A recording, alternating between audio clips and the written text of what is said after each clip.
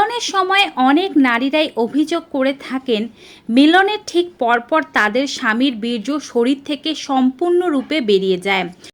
যদি তাদের স্বামীর বীর্য মিলনের পরে সম্পূর্ণরূপে বেরিয়ে যায় তবে তিনি কিভাবে গর্ভবতী হতে পারবেন। প্রত্যেকবারই তিনি গর্ভধারণের চেষ্টা করছেন, কিন্তু তার মনে হচ্ছে এ কারণে তিনি গর্ভবতী হতে পারছেন না। আজকের ভিডিওর মাধ্যমে 3টি পদ্ধতি সম্পর্কে আপনাদেরকে জানাবো, যা করতে পারলে মিলনের পর স্বামীর বীর্য আপনার শরীরের ভেতর থেকে বেরিয়ে যাবে না, দীর্ঘক্ষণ পর্যন্ত আপনার শরীরের ভেতরে থাকবে এবং আপনি গর্ভবতী হতে পারবেন। যদি মা হওয়ার ইচ্ছা থাকে কমেন্ট বক্সে অবশ্যই লিখে দেবেন মা হতে চাই, যেন অন্যরাও আপনার কমেন্ট পড়ে এবং আপনার জন্য প্রার্থনা করতে পারে। চলুন শুরু করা যাক। একজন নারীর গর্ভধারণের জন্য মাসিকের নির্দিষ্ট সময়ে মিলন করা জরুরি। এ নিয়ে আমরা অনেক ভিডিওতেই আলোচনা করেছি। আপনি মোটামুটিভাবে নিশ্চয়ই আপনার ওভুলেশন সম্পর্কে জানেন। মাসের যে দিনে আপনার ওভুলেশন হয় তার আগে থেকেই সহবাস করা শুরু করে দিন। অন্ততপক্ষে ওভুলেশনের আগের 2 দিন এবং ওভুলেশনের পরের 2 দিন সহ ওভুলেশনের দিন সহবাস করা ভালো। প্রতিদিন সহবাস করতে ইচ্ছে না করলে অন্ততপক্ষে 48 ঘন্টার মধ্যে একবার বা একদিন বাদে একদিন সহবাস করতে হবে। যেহেতু স্বামীর বীর্য নারী শরীরে 3 দিন পর্যন্ত বেঁচে থাকতে পারে, এটি আপনার গর্ভধারণের সম্ভাবনাকে বাড়িয়ে দেবে। মনে রাখবেন, একজন পুরুষের যে বীর্যটি বের হয় তার সাথে কিন্তু শুধুমাত্র শুক্রাণু বা শুক্রকীটই থাকে না। এতে অনেক প্রকারের প্রোটিন, জল, এনজাইম, পিচ্ছিল পদার্থ সব কিছুই থাকে। সহবাসের পর শুধু শুক্রাণুগুলোই উপরের দিকে উঠতে পারবে, বাকি পদার্থগুলো কিন্তু বের হয়ে যাবে। পুরুষের শুক্রের মধ্যে যদি 20% অ্যাক্টিভ স্পার্ম না থাকে তবে সেই পুরুষ কখনোই তার স্ত্রীকে গর্ভবতী করতে পারবে না। সহবাসের পরে অনেক নারীরাই কিছু নিয়ম মেনটেন করেন না। প্রথমত, সহবাসের সময় যে কাজটি করতে হবে তা হচ্ছে আপনাকে অন্ততপক্ষে আধা ঘন্টা শুয়ে থাকতে হবে। সহবাসের পর এই যে আধা ঘন্টা শুয়ে থাকবেন সেটি অবশ্যই চিত হয়ে শুয়ে থাকার চেষ্টা করবেন।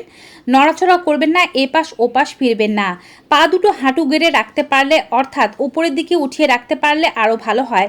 যদি উপরের দিকে উঠিয়ে রাখতে না পারেন তবে একটি চেয়ারের উপরে আপনার পা দুটো রেখে দেবেন বা দুটো বালিশ দিয়ে পা দুটো একটু উঁচা করে রাখবেন। এতে করে গর্ভধারণে সুবিধা হবে এবং স্বামীর বীর্য সরাসরি বেরিয়ে যেতে পারবে না। বীর্য যে ঘনত্ব বা চিপচিপে পদার্থের মধ্যে আটকে থাকে তার থেকে রিলিজ হতে বীর্যর 20 থেকে 25 মিনিট পর্যন্ত বা 15 থেকে 20 মিনিট পর্যন্ত সময় লাগতে পারে। এই চিপচিপে পদার্থ থেকে বের হয়ে কিন্তু বীর্য সরাসরি আপনার সার্ভিক্সের মুখ দিয়ে উপরের দিকে ওঠার চেষ্টা করতে থাকে। তাই আপনি যদি কিছুক্ষণ শুয়ে থাকেন, যখন এই চিপচিপে পদার্থ থেকে বীর্য নিজেকে আলাদা করতে পারবে তখন উপরের দিকে উঠতে শুরু করবে। এরপরে অর্থাৎ 30 মিনিট পরে আপনি যদি বিছানা থেকে ওঠেন এবং তারপরে আপনার জরায়ু বেয়ে বা আপনার যৌনাঙ্গ বেয়ে কোনো তরল পদার্থ বেরিয়ে আসে, সেটি হবে অবশিষ্টাংশ, অর্থাৎ যে প্রোটিনগুলো আছে, এনজাইমগুলো আছে, যে তরল পদার্থগুলো আছে সেগুলো বেরিয়ে আসছে। তাই আপনার এখন আর চিন্তা করার কোনো কারণ নেই।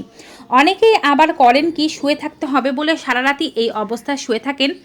এই অবস্থায় সারা রাত শুয়ে থাকতে যাবেন না, এতে করে ইনফেকশন হয়ে যেতে পারে।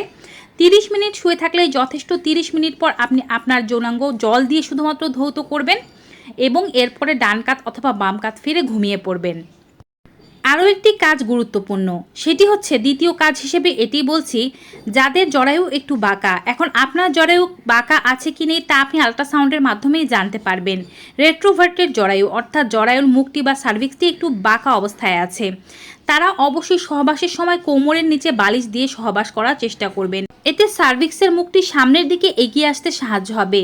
যদি কারো রেট্রোভার্টেড জরায়ু হয়ে থাকে সেক্ষেত্রে স্বামী যদি বীর্যপাত করে তখন দেখা যাবে যে যেহেতু জরায়ুর মুখটি অন্যদিকে ঘুরে আছে, সেই বীর্যপাতের কারণেও কিন্তু বীর্যগুলো ঢুকতে পারবে না সার্ভিক্সের মুখ দিয়ে। রেট্রোভার্টেড জরায়ুর ক্ষেত্রে তারা আরও একটি পদ্ধতি ব্যবহার করতে পারেন, সেটি হচ্ছে ওভুলেশনের পিরিয়ডে তারা যেদিন ওভুলেশন হবে বা তার আগের একদিন ডগি স্টাইলেও মিলন করতে পারেন। এতে করে কিন্তু বীর্য সহজেই ঢুকে যেতে পারবে জরায়ুর মুখ দিয়ে। রেট্রোভার্টেড জরায়ুদের ক্ষেত্রে ডগি স্টাইল খুব ভালো কাজ করে থাকে। 3 নম্বর ও সর্বশেষ কাজ হিসেবে যেটি বলবো সেটি হয়তো সকলের কাছে ব্যবস্থা নেই, তাই সবাই এটি ব্যবহার করতে পারবেন না। আর সেটি হচ্ছে যাদের কাছে মেনস্ট্রুয়াল কাপ আছে। মেনস্ট্রুয়াল কাপ এখন অনেক নারীরাই ব্যবহার করে থাকেন। মেনস্ট্রুয়াল কাপ ব্যবহার করতে পারেন নারীরা। সহবাসের পরে 30 মিনিট শুয়ে থাকলেন, 30 মিনিট পরে আপনার হাজব্যান্ডকে বললেন আপনার যোনিতে মেনস্ট্রুয়াল কাপ লাগিয়ে দিতে, অথবা আপনি নিজেই মেনস্ট্রুয়াল কাপ লাগিয়ে নিলেন। তারপরে আপনি বিছানা থেকে উঠে নিজেকে পরিষ্কার করলেন, মেনস্ট্রুয়াল এই কাপটি সারা রাতই লাগিয়ে রাখলেন, সকালবেলা খুলে ফেললেন। এতে করে কিন্তু বীর্য এক চুলো বেরিয়ে যাওয়ার কোনো সম্ভাবনা নেই এবং এটি আপনার গর্ভধারণের সম্ভাবনাকে বাড়িয়ে দেবে। মাসের প্রত্যেক সময় এটি করতে হবে না। আপনার ওভুলেশনের পিরিয়ডে যে সময় আপনি মিলন করছেন তার আগে 1 দিন বা 2 দিন করুন, ওভুলেশনের দিন করুন, ওভুলেশনের পরের 1 দিন বা 2 দিন করুন, এতে করে ভালো ফলাফল পেতে পারবেন। ভিউয়ার্স, ভিডিওটি ভালো লেগে থাকলে বেশি বেশি সকলের সাথে শেয়ার করে দেবেন। বিদায় নেব, সবাই ভালো থাকুন, সুস্থ থাকুন। Goodbye and take care.